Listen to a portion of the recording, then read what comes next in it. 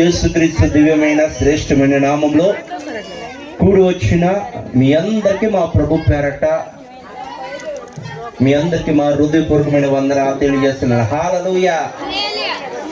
ఒక ఉదాహరణతో నేను ప్రారంభించాలని నేను ఆశపడుతున్నాను. ఒకరోజు ఒక దేశములో దేవుడు చూడాలని ఆశ కలిగిన వారు ఒక ముగ్గురు బిడ్డలు ఉన్నారు. ఆ ముగ్గురు కూడా ఆ ఊరిలో యేసు ప్రభు కొరకు ఎదురు చూశారు. యేసు ప్రభు వారు వచ్చారు. వచ్చి యేసు ప్రభు మాకు కొన్ని కోరికలు ఉన్నాయి, అవి తీర్చబడాలి అని యేసు ప్రభు వారితో చెప్తున్నారు. చెబుతుంటే యేసు ప్రభు అన్నాడు, మీ కోరికలు ఏంటో చెప్పండి, నేను తీరుస్తానని చెప్పాడు యేసు ప్రభు వారు. వెంటనే చెప్తే ఏమైందంటే మొదటి వాడిని అడిగాడు, బాబు నీకు ఏ కోరిక ఉందో చెప్పానంటే, యేసయ్య నాకు ఒక కోరిక ఉంది, ఏంటంటే పడుకున్నప్పుడు లేదంటే చీకట్లో నేనేమని అవుతున్నానంటే నేను కనిపిస్తలేదు, ఎందుకంటే నేను ఎలా ఉన్నానంటే నల్లగా ఉన్నాను ప్రభువా, నన్ను తెల్లగా చేయి ప్రభు అని ప్రార్థనతో యేసు ప్రభుతో చెప్పాడు. ఓకే, మాట ఇచ్చాను కదా అని చెప్పేసి మొదటి వారితో అన్నాడు, మాట ఇచ్చాను కదా చెయ్యాలని చెప్పేసి నువ్వు బంగాళదుంప ఎలా ఉంటుంది, తెల్లగా ఉంటుంది కదా, అలాగ అయిపోతావు గాక అన్నాడు. వెంటనే ఈడేమైపోయాడుగా తెలుసంటే తెల్లగా అయిపోయాడు బంగాళదుంపలాగా.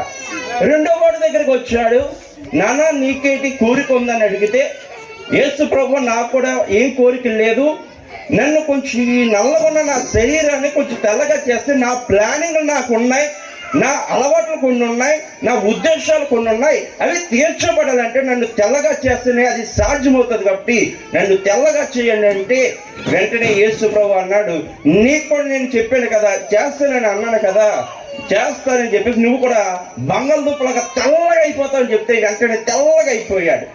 మూడో వాడి దగ్గరికి వచ్చాడు, నాన్న వాళ్ళిద్దరు అడిగారు కదా, కోరికలు అడిగారు, వారి కోరికలు రెండు కూడా తీర్చాను, నీకేం కాల కోరికనంటే, ప్రభువా వీళ్ళిద్దరు కోరికలు కోరేది కానీ నా కోరిక అంత కష్టమైంది ఏం కాదు, నా కోరిక ఏంటంటే తెల్లగా వీళ్ళిద్దరిని కూడా ఏం చేయ ప్రభువా, నల్లగా చేసే. దేవుడికి స్తోత్రం. హల్లెలూయా. మన జీవితంలో కూడా కొన్ని కోరికలు ఉంటాయి, కొన్ని ఉద్దేశాలు ఉంటాయి, అవి తీర్చబడాలంటే మనకు అనుకూలంగా చేస్తున్నా కానీ హృదయంతో చేస్తుంది కొన్ని పరిస్థితుల్లో. కానీ యేసు ప్రభు మన కొరకు ఎందుకు పుట్టి ఉన్నాడంటే ఆయన లోకానికి రక్షకుడై వచ్చాడు. ఆయన యేసు ప్రభు మన కొరకు పాపాన్ని భారంగా మోయడానికి యేసు ప్రభు వారు వచ్చారు. ఈ రోజున ఈ పండుగ, క్రిస్మస్ పండుగ దేశానికి కాదు, రాష్ట్రానికి కాదు, ఈ భూలోకంలో ఎంతమంది అయితే ఉన్నారో, అనేకమైన రాష్ట్రాలు ఉన్నాయో, అనేకమైన దేశాలు ఉన్నాయో, ఇవన్నిటి కూడా కలిపితేనే ఈ క్రిస్మస్ కూడికను ఏర్పాటు చేసుకుంటున్నారు. ఈ రోజున షాపింగ్ మాల్కి వెళ్ళండి, షాపింగ్ లో క్రిస్మస్ ట్రీ ఉంటుంది, అలాగే క్రిస్మస్ లో వాతావరణం అంతా షాపింగ్ మాల్ లో కనిపిస్తుంది. ఎక్కడికైనా ట్రైన్ వెళ్ళండి, ట్రైన్ లో కనిపిస్తుంది. అలాగనే ఎక్కడైనా ఏరోప్లేన్కి వెళ్ళండి, ఏరోప్లేన్ లో కనిపిస్తుంది. హాస్పిటల్కి వెళ్ళండి, హాస్పిటల్ ఏముంటుంది, క్రిస్మస్ ట్రీ వాతావరణం అంతా కనిపిస్తుంది. కానీ ఈ రోజున మనం ఏమి చేస్తున్నామంటే భక్తి ఏమి చేస్తున్నామంటే మనం అలంకరించుకునే వాటి కొరకు ప్రయాసపడుతున్నాం. కానీ మనమైతే ఏమి చేస్తుంటే యేసు ప్రభుని మన హృదయంలో ఆహ్వానిస్తలేదు. ఈ రోజున దేశంలో జరుపుకుంటున్నారు, రాష్ట్రాల్లో జరుపుకుంటున్నాడు, అలాగనే అన్ని ఊరిలో జరుపుకుంటున్నది ఈ క్రిస్మస్ పండుగ. ఎందుకంత ప్రత్యేకమైనది అంటే ఇచ్చే బహుమానాలు. క్రిస్మస్ అనగా ఏమిటంటే కానుకలు ఇస్తారు, బహుమానం ఇచ్చుట, పుచ్చుకునుట. ఈరోజు చాలా మంది క్రిస్మస్ వేడుకలు వచ్చినాయి అంటే ఆ డ్యాన్స్ పిల్లలకి ఏం చేస్తారు, బహుమతులు ఇస్తారు.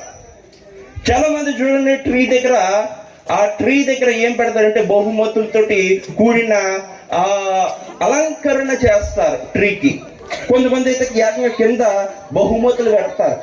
ఒక రోజు ఒక వ్యక్తి ఏం చేసిందంటే తన ఇంటిలో ఒక క్రిస్మస్ ట్రీ పెట్టి ఒక బహుమతి పెట్టిందంట. అక్కడ బయట, ఇంటి బయట పెడితే ఏమైందంటే చాలా మంది చూసి ఆ బహుమతి ఏటో మాకు తెలియదు కానీ ఎవరైనా తీసుకుంటారు కదా, ఆ బహుమతి లోపల పెట్టుకోవచ్చు కదా అని ఆ వ్యక్తికి కొంతమంది చెప్పారంట.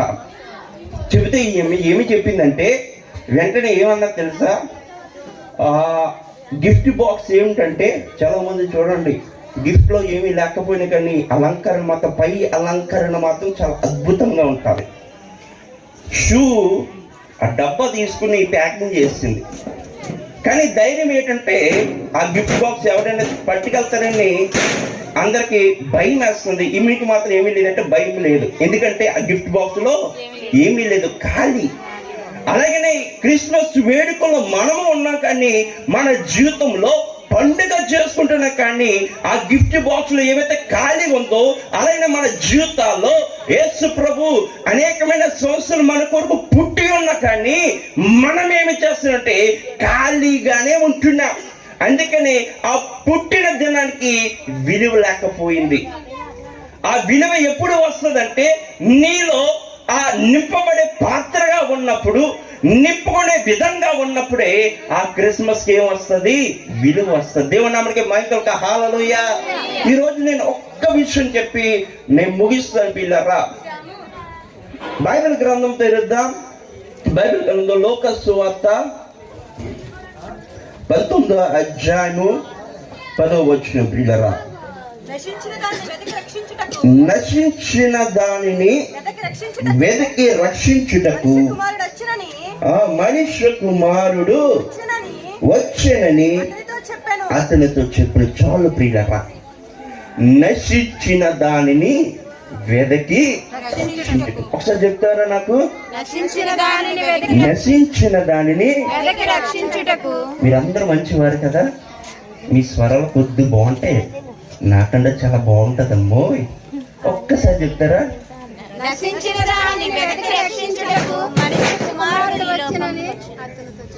ఈ అనకుండా వాళ్ళు ఏంటంటే మౌనిగానే ఉంటారు. దేవునికి స్తోత్రం కలుగాక. హల్లెలూయా. అనుకున్న వాళ్ళు ఒక్కసారి చెప్పండి, ఒక్కసారి అందరు కలిసి చెప్పండి.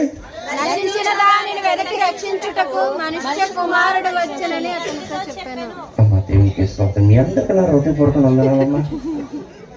అయ్యారు మీరు ఎన్నైనా చెప్పుకోండి, మా అతను మా పద్ధతి ఇదే అంటున్నారు. దేవునికి స్తోత్రం కలుగుతారు. హల్లెలూయా. చెప్పిందైనా అర్థమవుతుందమ్మా? అర్థమవుతుందా? కొంచెం బుర్ర పని చాలు.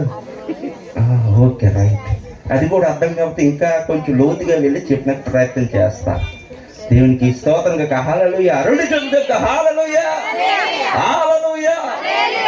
నశించిన దానిని వెతికి రక్షించుటకు ఆ యేసు ప్రభువు పుట్టి ఉన్నాడు. నశించింది ఏమిటి అని అంటట్టయితే, మనము నశించిపోతున్నాం, పాపములో ఉండిపోతున్నాం, కష్టాల్లో ఉండిపోతున్నాం. మనల్ని కూడా యేసు ప్రభు ఏం చేయడానికి వచ్చాడు తెలుసా? వెతికి రక్షించడానికి వచ్చాడు. నశించిపోతున్న జీవితాల్ని, నశించిపోతున్న ఆత్మలని యేసు ప్రభు ఏమి చూశాడంటే ఆయన వెలుగుతా ఉంటున్నాడు. ఒక ఉదాహరణ చెప్పి నేను ముందుకు కొనసాగించబడాలని నేను ఆశపడుతున్నా. ఒకరోజు ఒక చిన్న పాప, అటెన్షన్ ప్లీజ్, అందరు నా మొహం చూడండి, ఎందుకంటే విన్నది వాక్యం చిన్నదైనా కానివ్వండి, అది ఎంతగానో మీ జీవితంలో ఫలితాలు కలుగు చేస్తాయి.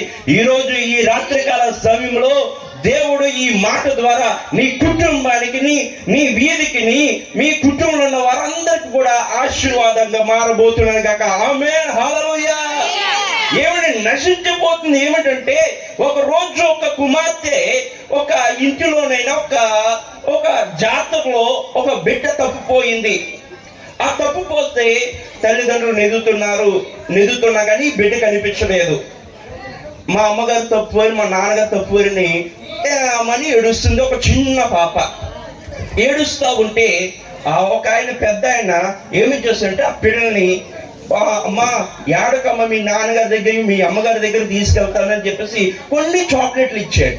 ఇస్తే వెంటనే ఏం జరిగిందని తెలుసా? ఆ చాక్లెట్ తీసుకుని కొంచెం యాడడం ఆఫ్ చేసింది. యాడడం ఆఫ్ చేస్తే ఎంతగానో ఆ తాతగారు లేదంటే ఆ వ్యక్తి ఏం చేస్తాడంటే ఎంతగానో ఆ బిడ్డను ఊరుకోబెట్టడానికి కొన్ని చాక్లెట్ ఇచ్చాడు. ఊరుకుంది.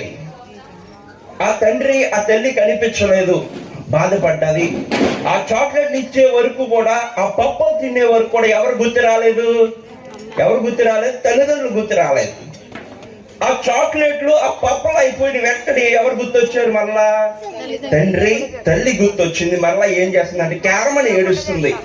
మరలా ఈ వ్యక్తి ఏం చేస్తాడంటే మరలా కొన్ని చాక్లెట్లైనా కొన్ని ఏయో ఆహారానికి సంబంధించిన కొన్ని వస్తువులు తెచ్చి పెడితే మరలా తిన్నప్పుడు అమ్మ గుర్తు రాలేదు, నాన్న గుర్తు రాలేదు.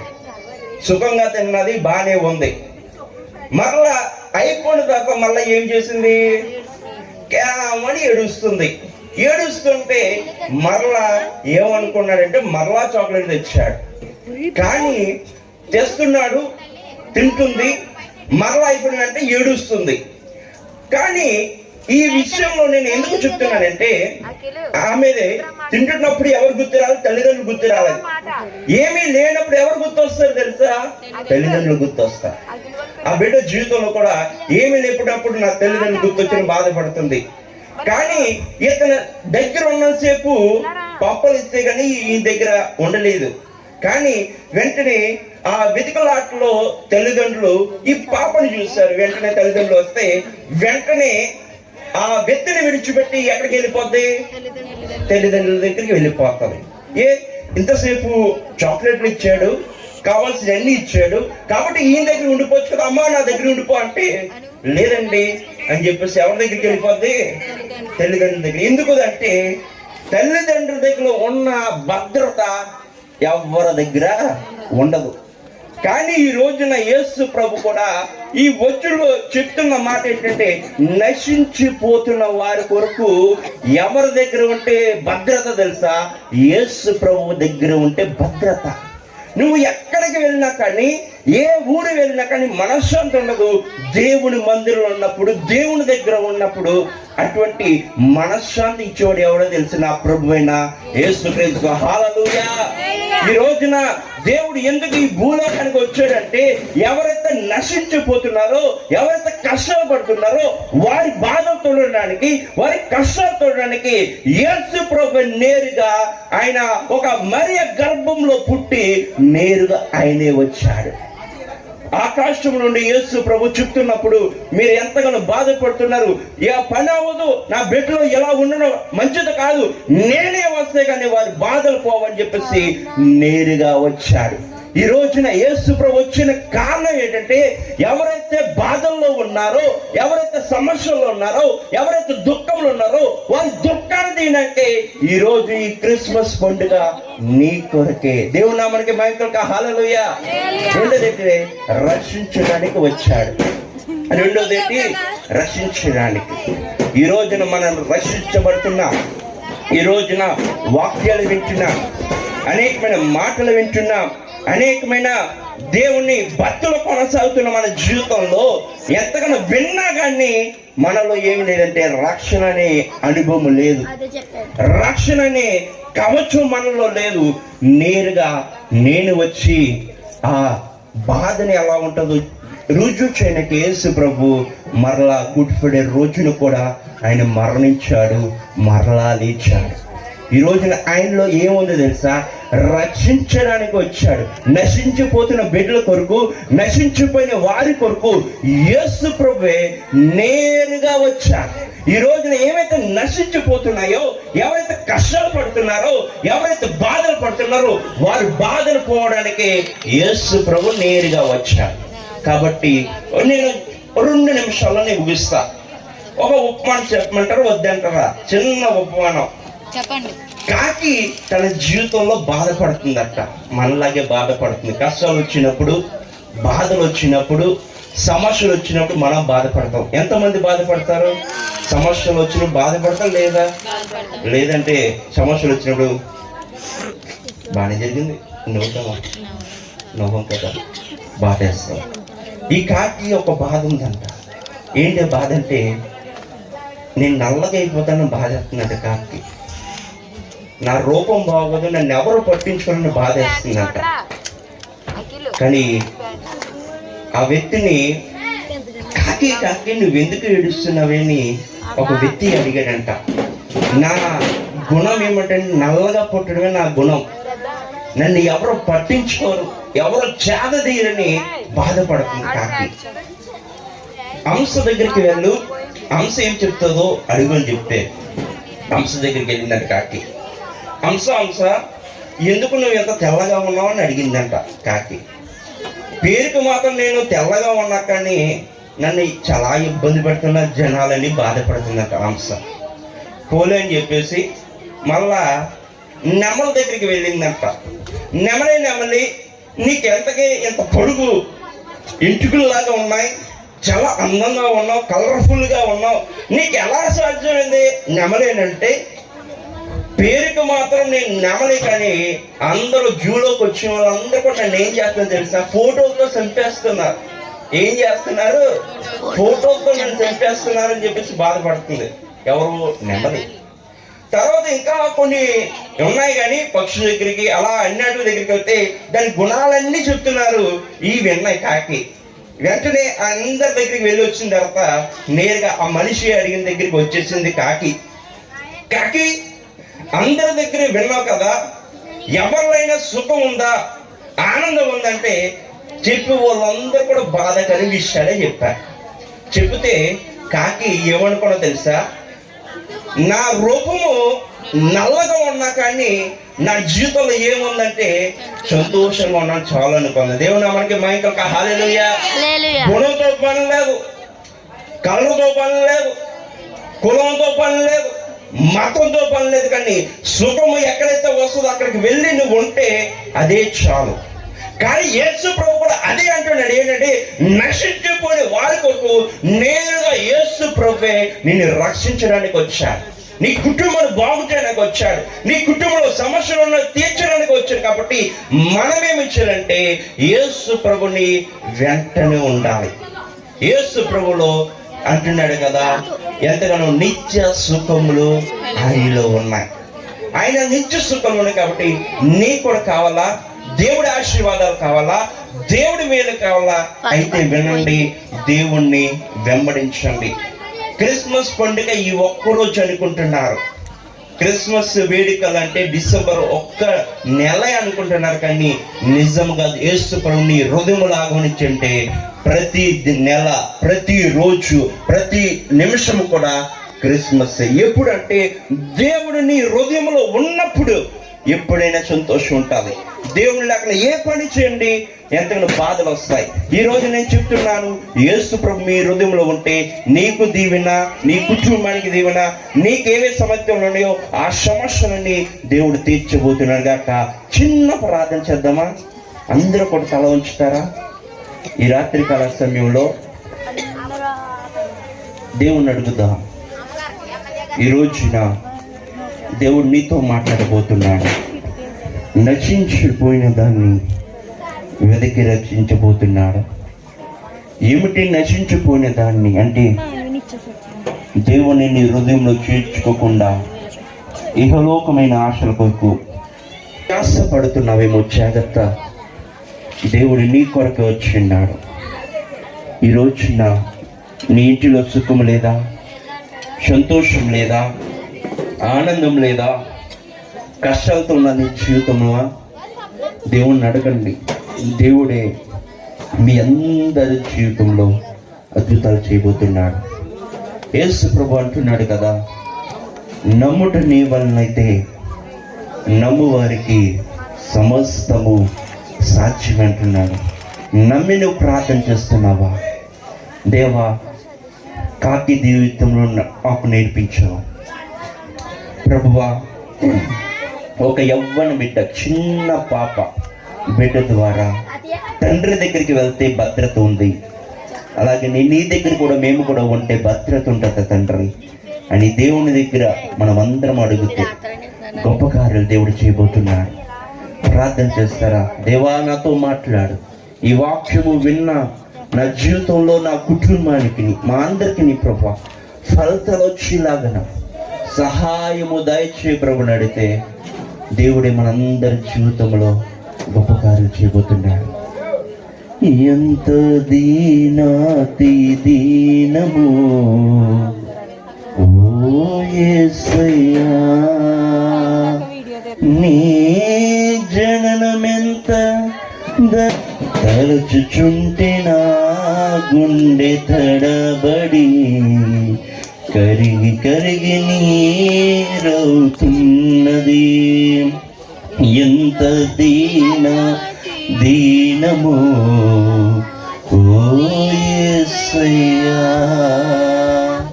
దేవుణ్ణి అడుగుతారా ఈ రాత్రికాల సమయంలో? ఈ రోజున ఏమి జరిగినా ఏది ఉన్నా కానీ అంతా నా మేలుకే ప్రభు. ఈ శోధన నా కొరకే తండ్రి, ఈ సమస్య నా కొరకే తండ్రిని దేవుణ్ణి అడుగుతారా? చిన్న ప్రార్థన చేసుకుందాం.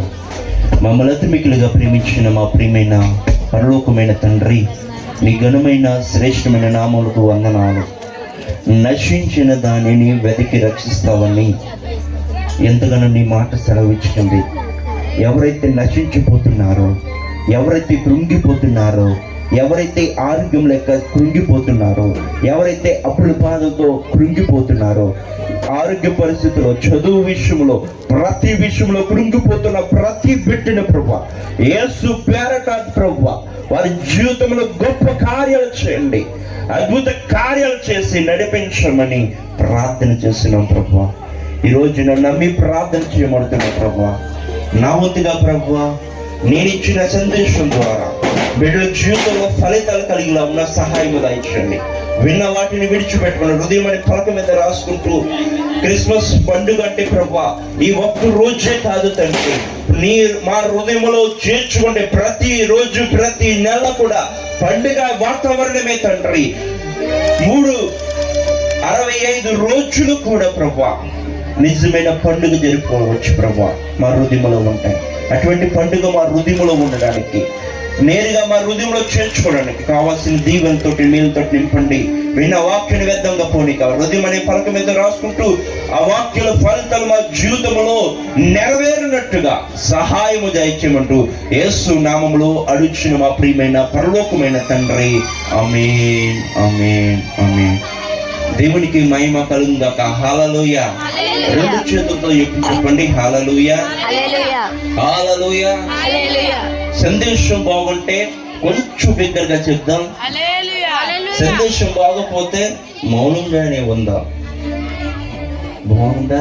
దేవునికి స్తోత్రం కలుగుగాక. హల్లెలూయా.